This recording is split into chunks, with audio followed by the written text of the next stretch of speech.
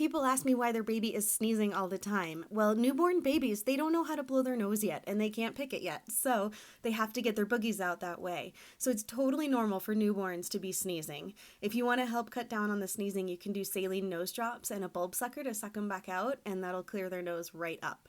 Hiccups are also totally normal in the first several months of life. That's just their nervous system developing still, and it's really cute, so get some videos while you can. Coughing is not normal. So if your baby is coughing, if it's a true cough more than just clearing their throat after eating, you should call your doctor and get in and get them tested, because even minor colds in babies can be really serious.